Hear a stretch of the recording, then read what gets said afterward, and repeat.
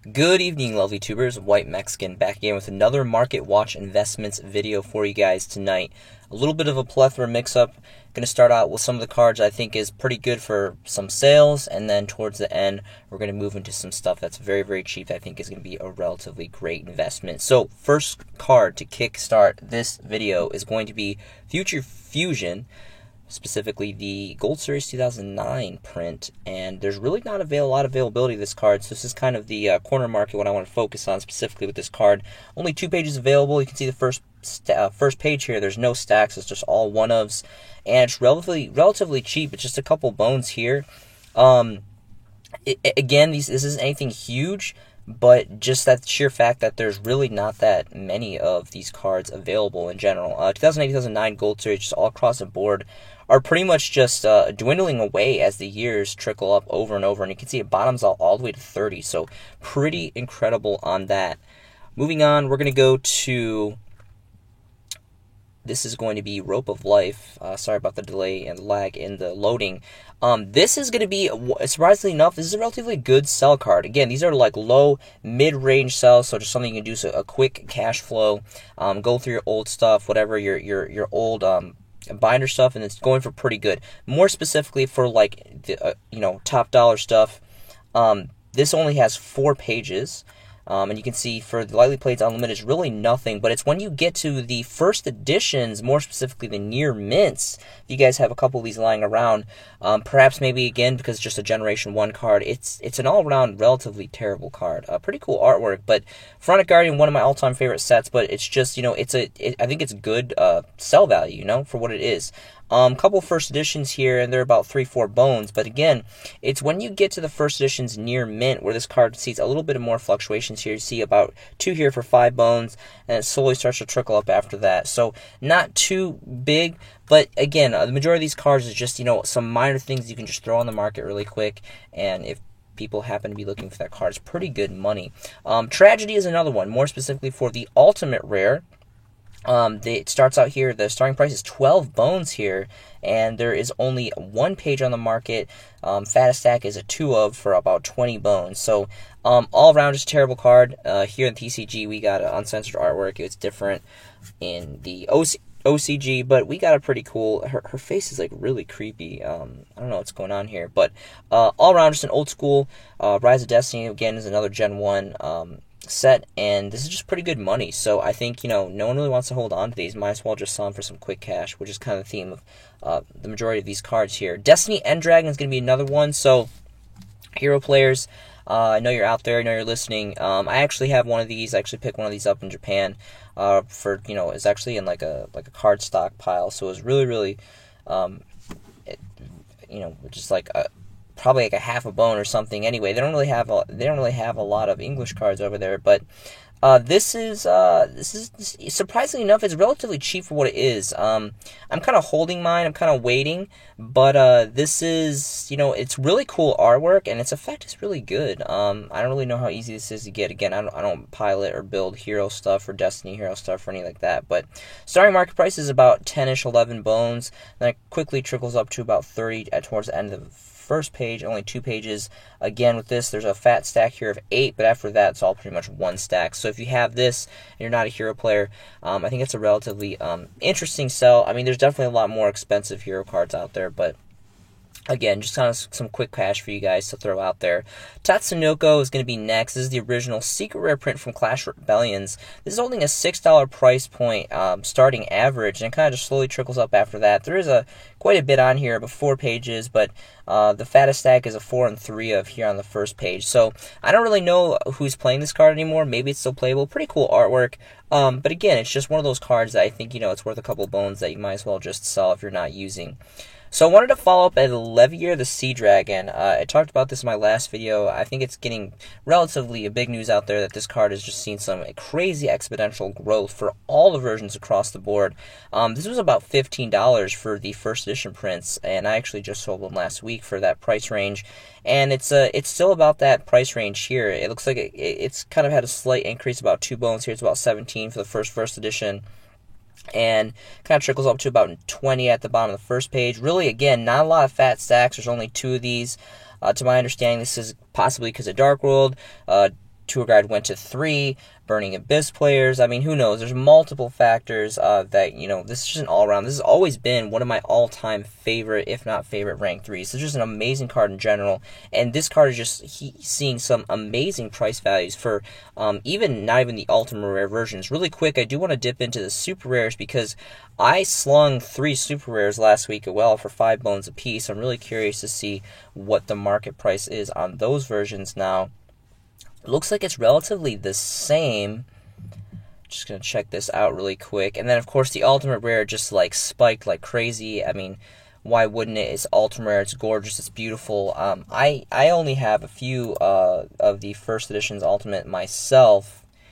And I'm holding on to them personally because it's an amazing card. It's old. Generation Force was a huge transition set. This was a set that gave us XYZ monsters and just got really great history on alone. So yes, it's creased about $1 because it's about 5, and then there's 3 here for about 5-ish plus, and then it goes quickly to 6 after that, and then just kind of trickles up. So only 2 pages as well. So Leviar the Sea Dragon, I think this is a big time sell, more specifically for the Super Rare 2012 promos, and of course your ultra rares, unlimited and first edition are selling alike. It's been very, very well, selling very well, and there's not a lot of that availability on the market as well. Plague Spider Zombie is going to be next. So I know there's an ultra rare version which is going for some really fat prices. Surprisingly enough, even just the generic ultra rare, we can see the starting price for this. This is just the ultra rare original print, dawning out of, again, another huge infamous set, Crossroads of Chaos. This dawned Black Rose Dragon as a ghost rare and an ultimate rare. Very, very amazing and nostalgic set. It's got some great history behind it. And yeah, it's almost 12 bones for this card. For lightly played, unlimited alone, it just kind of trickles up to about 16. Only 4 pages on the market here. And not even a first edition on the first 2 pages. And remember, this isn't even the ultimate rare. These prices are for just the generic ultra rare. And the first edition is $40. My goodness, this is like insane. This card is got just insane value right now. I don't know what's going on with Dark Tuners or zombies, or I don't know what nonsense this is. I personally have some ultimate rares. Unfortunately, they are unlimited. I really wish I had first editions because the price differential is just insane. But this is insane. If you have just a ultra rare, first edition is going for $40. This is some incredible value. So I highly recommend that if you guys have this version specifically, sell. This is an incredible sell target. So the next card is going to be Chaos Command Magician. This is more specifically for like collector's artwork value, in my personal opinion. This is the original version as an ultra rare, dawning from a Gen 1 very awesome set, Magician's Force. This has collector's value written all over it. I mean, we have Tribe-Infecting Virus, of course we have Dark Magician Girl.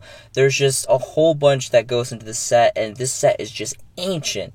One of the very first course booster sets that we got here in the TCG, and this card is just, it's artwork. It's a terrible card in general. It's really just not really playable at all, in my opinion. But the artwork and just how it has the Magician, and its artwork is phenomenal. I think there's some other things like you got skilled Dark Magician and White Magician. There's a whole a plethora of Dark Magician support cards that go in that are really, really cool, that are very old now, and I think that soon enough they're going to trickle into the collector's market, and it's just going to be a really great time for all those players that pick these cards up when they're really, really cheap. Now, I wouldn't necessarily recommend buying this. I just sold one of these. I don't remember. I think it was like for 7 or 5 bones or something like that. But as you see, when you get more specifically to the near mints, it gets about 8+ and trickles up. And for a card like this, I think that's incredible sell value. I mean, I've already sold one personally, and again, it's got really cool artwork, and it's really old. And granted, now these are for unlimiteds. It's like 8 bones for these unlimiteds when you get to the near mints. When you want to talk about a first edition, that's where you got some pretty good value here. You got 18, and that slowly trickles up after that. So just all around in general, this is just a really old, just terrible card that has cool artwork that I think a lot of people just have forgotten about because it's just so ancient. Next is going to be Bazoo the Soul Eater. This was actually a really cool meta card. This was actually a really big deal back in the day. And this is just another just like begotten old school Gen 1 card. Super rare, dining out of Labyrinth Nightmare. Really, really old, amazing set. We got Dark Necrofear from the set. And like stuff like Magic Cylinder, just some really, really great old school Gen 1 cards here. Unlimiteds are really not that much money, but again, for these old school Gen 1 cards, it's when you start to get to the first edition prints. See here, it jumps all the way up almost to 6 bones for the first edition print, even for lightly played. And then again, it's almost 6 bones here, about 6 plus here. So in general, it's about 6 plus, and then it goes to about 10 plus after that. Only 4 pages on the market. So there's just really great history behind this card. Again, like way back in the day, this was a phenomenal card. It's got relatively cool artwork. Monkeys kind of freak me out. I'm not really a big fan of like artwork with monkeys and stuff in it for some reason. But anyway, it's just an old school Gen 1 card that if you guys have just sitting in binders, you can slap on board. And, again, you have to grant it, there's always has to be a buyer's market to make the money, and I totally understand that that's, a factor of investing in this game, but that's going to go with any card. It doesn't really matter. That's just how it is with this game. Moving on, Mahavalo. So, again, Magic Ruler. I believe this was the 3rd core set ever here in TCG. Just insanely, insanely old. And this is a huge Yu-Gi card. It's a huge anime card for Season 1. This is just a really great, nostalgic, powerhouse card for Gen 1 Yu-Gi-Oh! Stuff. More specifically geared towards, the anime fans and stuff. But anyway, all around, just not a big deal again, for the Unlimiteds, but it is. When you get to the first editions for these cards, if you run into old collectors, if you go to a garage sale, or you pick up a collection offline, or whatever it may be, there is an abundance of these floating around, and they're just so old now that they are just bleeding into the collector's market. Personally, I would go after this just to sell. Like if someone doesn't know what they have and you pick it up, and I would just list them right away, because you have those old school rare collector hunter people that want stuff like this. Personally, I wouldn't want to hold on to something like this. If I could get 7 bones for this for a Lightly Played First Edition, I would just pass it through. I mean, 7 bones is really not that much money, and you got to factor in fees and shipping and all that, but it adds up. And when you continue to have a pretty good fluctuation of sales, it's just a couple extra bones in the bank on top of whatever else that is the career that you decide to pursue long term. Or maybe it's full on selling Yu-Gi-Oh! I mean, who knows? That's definitely a possibility if you're good at it, and if you're really good at like single stock trading, where you can buy low and sell high. Next is going to be Kaiko the Ghost Destroyer. So all across the board, this more specifically, I mean, you have the Hobby League 4, which is seeing some just insane price value. It starts out about 9 plus, only 20 listings. You have the Legendary Collections 3, nothing but praise for this set. This is an amazing, amazing set. A lot of awesome old school cards at these just like balling out awesome secret rarities and supers and ultras, and just really, really great. Definitely invest in the first edition versions of that. But I want to talk more specifically about the original print from Labyrinth of Nightmare as a super rare. And if I remember correctly, it's been a while, and I love this card. I still think that this is a hidden gem card. It's got a lot going from this card, and I still think this card holds up to date. I mean, it's not as, as sharp as the latest meta, but it still holds its own for how ancient this card is. I mean, it's an 1800 attack, it's a level 4, it's a dark, it's a spellcaster, and the second effect that a lot of people forget about is that your opponent can't remove cards from play. And depending on what kind of meta is going on, who you're playing, that is huge. That is a really, really big board changer right there. And back in the day, I believe this kind of got errated, because if I'm not mistaken, I thought this used to be just any cards. It didn't have to be monster cards that you remove from play, but I guess maybe it got updated text, or maybe I'm just the white Mexicans going crazy. I don't know. Maybe I'm senile, but unfortunately, it is only 2 monsters, but still, that alone could be detrimental. Removing your opponent's monsters and then negating their ability to remove cards from play is just insane. Pretty cool artwork too, and again, this is just a Generation 1 old school super rare holofoil. Unlimiteds are really nothing. Again, this is the market is going to be, collectability at this point for these old cards, and you're always going to want to go first edition. No first editions on the first 2 pages, and then we get our first editions on the 3rd page. Starting his price is about 7, so one from Core TCG Player. This is an amazing store. I buy from them all the time. Really credible. And here is 8 bones here for this one, and you can just see it just slowly starts to trickle up after that. So then it starts to get into, you know, like 13 and then 20, and then it just quickly goes up when we get to the first edition near mint. So this is already well on its way of being a collector's market card. It's got amazing history, and it just does great things. I'm just a big fan of Kaiko a lot. Dip in and out of that card every once in a while. So next is going to be Super Heavy Samurai Battle Ball. First editions of this is going for a couple bones. You know, about 3 bones if you factor in shipping. I don't know anything about this deck. I've never piloted, never built it. I don't really know if it's good or it's really old. I know that. I mean, I think the majority of stuff dawned out across Souls, which is a really cool set because that was another transition set. That was the last core set that we got Ultimate Rares and Ghost Rares in. Until Konami changed up the foiling ratios or whatever it is that you want to call it, until we got the new Legendary Duelist set that has Ghost Rare, the God card Ra, which is, you know, that's cool. I mean, like, big whoop. I mean, it's kind of disappointing that we got that as you know, years and years of no Ghost Rares, and that's what Konami decides to give us as, you know, the opening for reopening the gateway for Ghost stuff. But I'm not complaining. You know, it's amazing. It feels amazing to have Ghost Rares being manufactured in the game state again. So this is a couple bones. I just sold one of these actually last week too. So I think it's just a really great sell card just to do quick. Next is going to be Raiko the Lightsworn Hunter. More specifically, the original OG print from Light of Destruction. This is an amazing set. This donned all of our Lightsworn stuff for the first time for us here. I love Lightsworns. I love blending them. I've blended them in Dark World. I've blended them in Shaddolls. You know, Chaos Lightsworn. This is just an all-around, just amazing, one of my all-time favorite light decks. Right up there with Satellar Knights.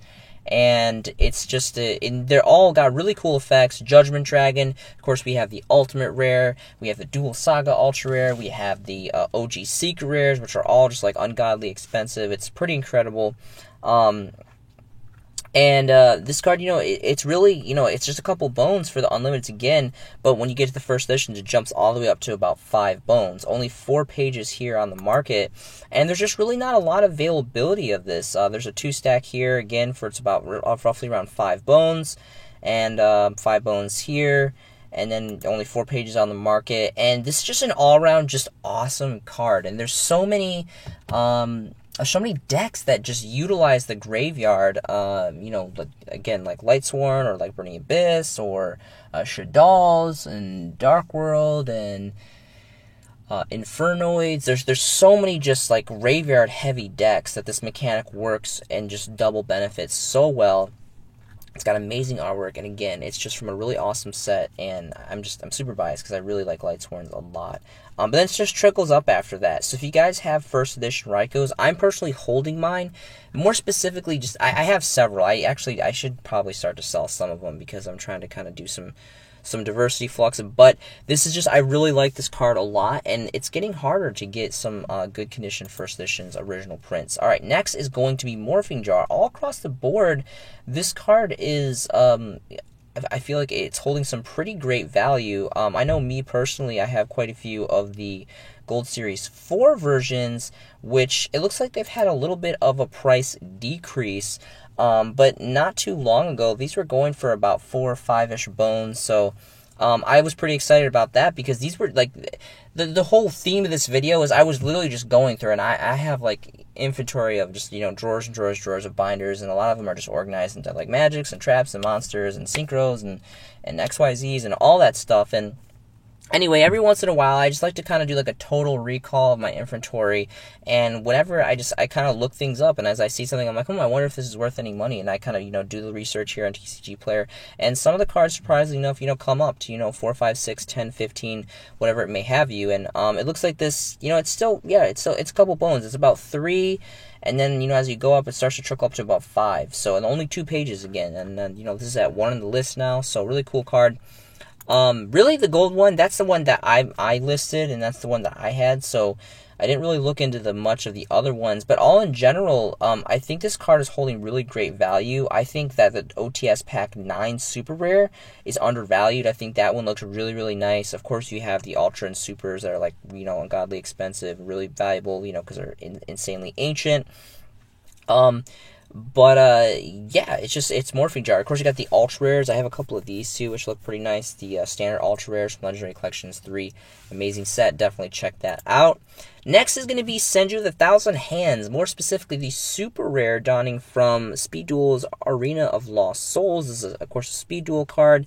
And this card was like about $7, and I think I just pushed one off for about $5 a couple days ago, and that's pretty much where it's at. It's about $5+ right now. I don't know why. I don't personally collect. I've never invested in Speed Duel cards. Honestly, don't know much of anything about Speed Duels, but this card is worth relatively good money for what it is. This is really it's just worth money, and I sold one. I actually got one as a bonus on accident with an order. There was a mistake or something anyway, but ended up selling it for $5, which I was really happy about because I just really don't understand why this is even worth that much. Next is going to be Battle Fader. So this is, I'm going to kind of do a transition now. The last couple tabs here are going to be for cards that I believe are good for more pickups as opposed to selling, because the price point just isn't really there at a comfortable point for selling. But this is all around one of my favorite level ones. I mean, this is right up there with like Magician of Faith and Effect Veiler. I really like level 1 monsters a lot. I apologize, I just slapped my microphone. And there's a lot of great rarities. We got the secret rare here. My personal favorite is the Dual Terminal 6, which still is like under a bone. I'm really curious to see the quantity of that. But for time's sake, I'm going to kind of just do a quick snapshot of this. Of course, you got the Dual Saga Ultra Rare, which is really, really nice. But more specifically, the secret rare and the Dual Terminal 1 ones, what I would definitely check out. I think they're relatively cheap. Really quick, I do, ideally, yes, the secret rare, I guess, would be... It is the highest rarity, and it is from a really great set, Legendary Collections. I love all the Legendary Collections stuff a lot. 5Ds, which was another great, old school collector set that saw some really great rarities and great cards. And it's about 3 bones, which I really think is not too terrible. There's really a lot of fat stacks, and I usually like to buy cards, at least in play sets. But there is also, if you don't want to spend that much, there is the common, and the common is really, really great. And I don't know, maybe I'm just kind of stuck on like the Mystic Piper days, or like Allure of Darkness, or the old Macrocosmos Monarch, removal deck. I'm not really sure, but this is just, I love Battle Fader a lot, and these are just some really great choices if you guys want to look at some extra stuff here. Alright, the next card is going to be Elemental Hero Neos Alias. So this does have an ultimate rare print, which is, going for good value in any way, but this is one step down as a secret rare dawning from Legendary Collections, Legendary Collections 2, roughly around the same time frame as the other set. And this card I think this is just extremely undervalued. Again, I don't play heroes, I've never piloted them, I really don't know a whole lot about Gemini cards, I've never really used them. But I think this has really good artwork, it's a really great rarity, and like the deep blue foiling looks really great on this card. And the hero players are crazy, and this is the second highest rarity, bumped right down from an ultimate rare. So, and this card's literally like a bone. And for the first editions, again, you only want to get first editions on this. Here's a 3, and there's only 3 pages of this. So I just think this is a really underrated card. And I don't know. There's just something about this card. It's $1. It's a secret rare. It's first edition. It's hero stuff. It looks really cool. It's light level 4, 19, warrior. I mean, it's got all the good stats. So that's all I'm gonna say about that. Next is gonna be Machine Lord Again, another great card from Crossroads of Chaos. Now, the thing about this card, this is more for collector's value. There's pretty good machine decks out there, and there's always kind of a pretty good player base of machine players out there with the Cyber Dragons and stuff. But this card is pretty much rendered almost useless to Drak Monoloth, which has a really amazing printing here in Dual Terminal 2 as a common. And, Hidden Arsenal Super Rares was really just always going to be outshined. I would much rather, and I have invested very heavily, more specifically, in the Dual Terminal, I just lost my internet. The Dual Terminal 2. And anyway, the only reason why I say that is because this is a secret rare, and more specifically, it's an extremely cheap secret rare. I don't want to say cheap. Cheap sounds negative. I'm going to say affordable secret rare. And it's from Crossroads of Chaos, which was a very, very big deal. well, for me personally, I mean, I would like to say a lot of players. I mean, Dual Genesis. We got Stardust Dragon, Crossroads of Chaos. We got Black Rose Dragon. It was big for the anime, big for like the synchro breakout into the mechanic. And anyway, this is a secret rare, and again, you want to invest in first editions only for this card. And it's insanely cheap. Unfortunately, all the versions I have are unlimited. I bought them a long time ago when I really was not out to look for collectability stuff. But it's about 3 bones, so it's not too terrible. It's actually not as cheap as I thought it was. So I don't know about that, but again, it's just an old school secret rare. So if you guys have them, you have them. If you don't, you don't. It's not really a big deal. But what renders this kind of inferior was the Drat card. They all can attack all monsters, but the Machine Lord can't. It does 0 battle damage, so you can't knock them for some points. Whereas with the Monoloth, you can knock them for points and still attack everything. And I think it has pretty cool art. They both have really cool artwork, honestly. I would just much prefer the Drat card because it's Dinosaur, it's level 3, it's fire. Also, the Machine Lord has a 100 attack boost and a little bit better defense, so I mean, there's that. But I would all around prefer this card. If you guys, this is great for anti-meta, and the only reason I know about this card was I was actually using this card first, and then I switched over to this because I just think it's more diverse, more playable. But you basically slap it with, a Mage Power United Bestand if you're going old school, or, Dimension of the Guardians, or Valley of the Guardians, or whatever it's called, or more specifically or effectively, a Moon Mirror Shield, and you can just wreak havoc. Alright, so next is going to be Unending Nightmare. This is another really undervalued card. We got Lightning Storm, we got Twin Twisters, we got MST, we got all these crazy things going on for magic and trap removal. But this card has really great artwork, is a secret rare coming out of Maximum Crisis. I mean, we got True Dracos out of this. We got Ash Blossom and Joy Spring. There's a lot of great powerhouse cards that came out of this. I want to go first editions exclusively, and they're about 2 bones.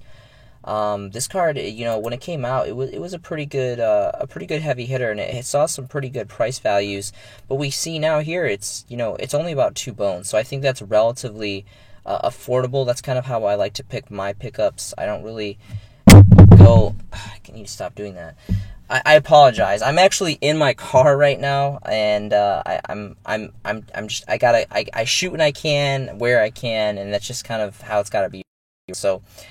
Anyway, Unending Nightmare, first edition secret rare, original prints, 2 bones. Fantastic. Next is going to be Psychic Overlord, more specifically the ultimate rare, because this does come as just a standard ultra rare from the Dual Genesis. Again, this was an amazing set. We got Stardust Dragon as a ghost.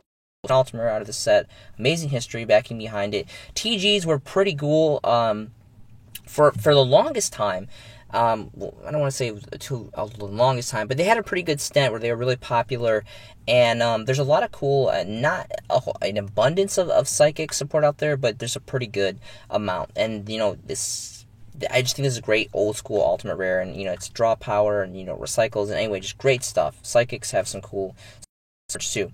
Unlimited is not really anything, and there's only 4 pages on the market. I want to talk about more specifically the first editions, reviewing the ultimate rares here, and no first editions on the first 2 pages. And we get our first editions at the bottom of the 3rd page, which goes all the way up to $13. So this, people are starting to take note of this. I don't really know why. I've been slowly starting to collect these over the years, for several years now. I have several of these, and I think the most I've ever paid is probably 4 or 5 bones, if that. Probably more like 3-4 range. For first editions, lightly played or better, exclusively. Now it's all the way up to 13. So I think there's something going on with this card. And again, it's just an old school ultimate rare out of a really great set. Alright, so the last card I'm going to kind of bring down the plane here is going to be Dark City, more specifically the ultimate rare dawning from the Power of the Duelist. I think this is a really good card. I don't hear players that it's inferior, they don't really use it.